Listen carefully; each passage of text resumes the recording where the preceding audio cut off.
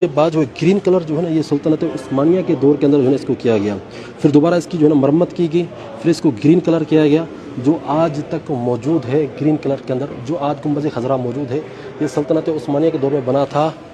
1253 ہجری کے اندر۔ اچھا جی، یہ جو کمرہ آپ دیکھ رہے ہیں یہ سیدہ عائشہ رضی اللہ تعالی عنہا کے کمرے کا یہ ماڈل ہے۔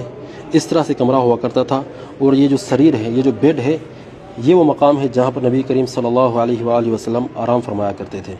آپ صلی اللہ علیہ وسلم کی وفات جو ہے اسی بیڈ والی جگہ پر ہوئی، تو یہاں پر قبر کھودی گئی،